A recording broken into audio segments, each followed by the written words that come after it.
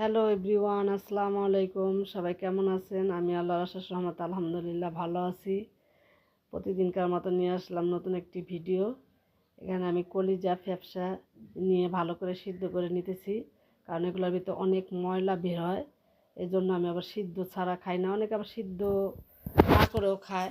আমি অনেকেরই দেখছি, কিন্তু আমি সিদ্ধ করে পানি ফালে তারপরে ছোটো ছোটো করে কাইটা আবার সিদ্ধ করে নিছি। নেওয়ার পরে পরিষ্কার করে সেটার আপনাদের সাথে শেয়ার করে নিই। এখানে সব কিছু মিক্স, গুড় দেওয়া আছে, সব কিছু মিক্স করে আমি এটা আনিয়েছিলাম। আমার মেয়ে আবার ফ্যাপসাটা পছন্দ করে, এই জন্য আমি ফ্যাপসার পরিমাণটা একটু বেশি নিছি। ভালো করে মশলা কষে তারপরে দিয়ে দিছি। আর এখানে যে মশলা বলতে কি গরুর মাংসে যে মশলা দেওয়া হয় সেগুলোই দিছি, এক্সট্রা অন্য কোনো মশলা দেই নেই। আর একটু জালি কুমড়া ছিল ঘরে, সেটাও একটু ভাজি করে নিলাম, নষ্ট হয়ে যাবে এই জন্য ভাজি করে নিলাম। আর এখানে আমি একটু আলু দেব মেয়ের জন্য। আলুটা আমি কাইটা রাখছিলাম, সেটা একটু দিয়ে দিলাম, অল্প পরিমাণ আলু দিলাম। মেয়ের আবার আলুটা অনেক পছন্দ, এই জন্য আলুটা দেওয়া হলো।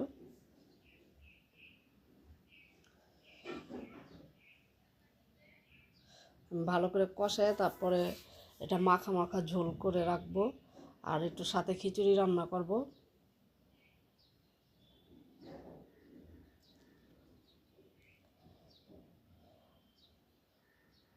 আলুটা সিদ্ধ হয়েছে পর আমি একটু ঝোল দিয়ে দিছিলাম।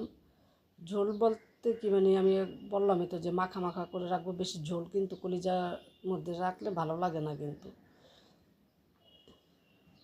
আমি এটা ভুনা ভুনা করে নিব, এই জন্য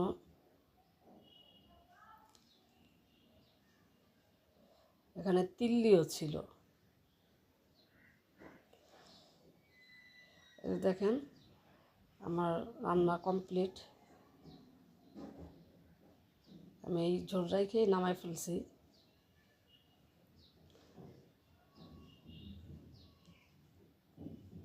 কেমন হয়েছে আমার কলিজা ভুনাটা একটু কমেন্টের মাধ্যমে জানাইবেন।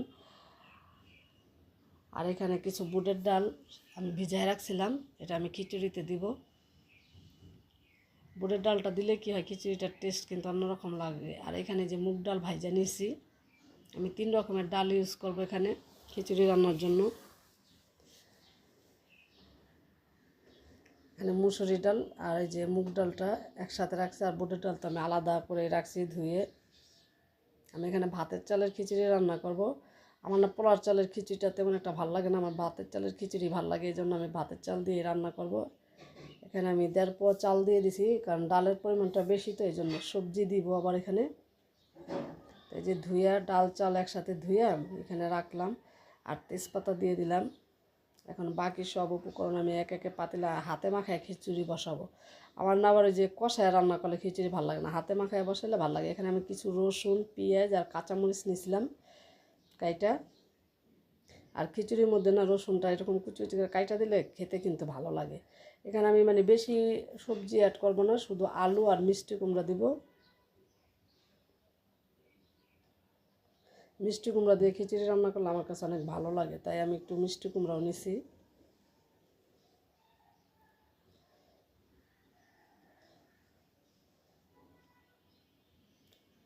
এখন আমি যে ধুয়ে রাখা চাল ডাল দিয়ে দিলাম।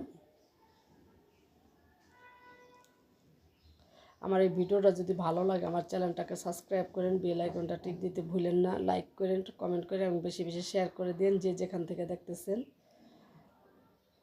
আমার মেয়েটা আবার খিচুড়ি পছন্দ করে না, এজন্য আমি বেশি একটা খিচুড়ি রান্না করি না। আমার মেয়ে সব সময় না, বৃষ্টি হলে তখন মনে হয় মাঝে মধ্যে বলে যে আম্মু একটু খিচুড়ি রান্না করো, কিন্তু সব সময় ও পছন্দ করে না। আমার কাছে আবার মাঝে মধ্যে ভালো লাগে খিচুড়ি। তো এখানে আমি আলু আর যে মিষ্টি কুমড়াটা কাইটা ধুয়ে পরিষ্কার করে রাখছিলাম সেটা দিয়ে দিলাম লবণ পরিমাণ মতন।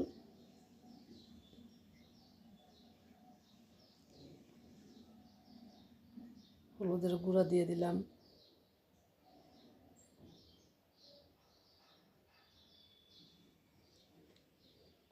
এখানে আমি লাল মরিচও একটু ইউজ করব, তাহলে খিচুড়ির কালারটা সুন্দর আসবে। এই জন্য আমি এমনি অন্য অন্য সব তরকারিতে আমি লাল মরিচের গুঁড়াটা খাই না, আমি কাঁচামরিচ দিয়ে তরকারি রান্না করি। কিন্তু দেখা যায় বেশি বা ক্ষেত্রে দেখা যায় গরুর মাংস বা মুরগির মাংস খিচুড়ি এগুলোর ভিতরে আমি একটু মরিচের গুঁড়াটা ইউজ করি। এখানে ধইনার গুঁড়া, জিরার গুঁড়া দিয়ে দিলাম, একটু আদা রসুন বাটা দিয়ে দিছি। এখন আমি খিচুড়িটা ভালো করে হাত দিয়ে মাখায় নিব। আমি এখানে কিন্তু তেলটা দিইনি, আমি তেলটা পরে দেবো, কারণ তেলটা দিলে হয় কি মানে হাতটা তেল তেল হয়ে যায়, এই জন্য আমি ভালো করে মাখায় তারপর উপরে তেল দিয়ে দেব। আর মাখানোটা যত ভালো হবে মানে খিচুড়ির টেস্টটা কিন্তু তত ভালো আসবে। আমি ভালো করে মাখায় নিতেছি।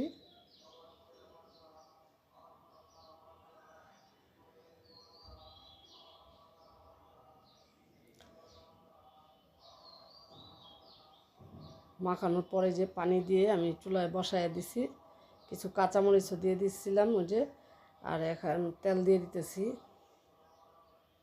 আমি বেশিরভাগ ক্ষেত্রে হাত দিয়ে মাখাইলে তেলটা আমি পরে ইউজ করি। এখানে আমার কিছু গরুর মাংসের তরকারিও আছে, সেইটাও আমি দিয়ে দিব খিচুড়ির সাথে। খিচুড়িটা যখন বলক আসবে তখন বলক আসার পর আমি দিয়ে দিব।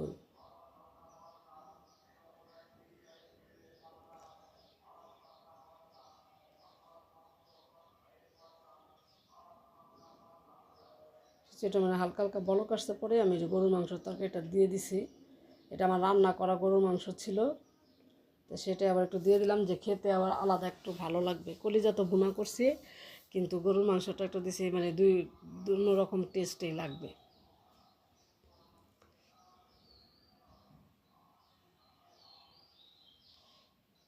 এভাবে খিচুড়ি রান্না করলে আমার অনেক ভালো লাগে, খেতেও কিন্তু ভালো লাগে না, মাংসটা একটু একটু মানে ছিঁড়া ছিঁড়া যায়, ভালো লাগে কিন্তু খেতে। এখন কিন্তু অনেক রাত্রে প্রায় 11টা বেজে গেছে, ওই যে গ্যাস কম ছিল তো এই জন্য রান্না করতে দেরি হয়ে গেছে। আমি এখানে এই যে বুটের ডালটা কিন্তু দিইনি, বুটের ডাল আর টমেটো দিয়ে দেবো এখন, কারণ যেহেতু ডালটা আমি অনেকক্ষণ ভিজাই রাখছি, 2-3 ঘন্টার মতো ভিজছে ডালটা তো এমনি নরম হয়ে গেছে, এই জন্য দিয়ে আমি আবার ঢাইকা দিছিলাম।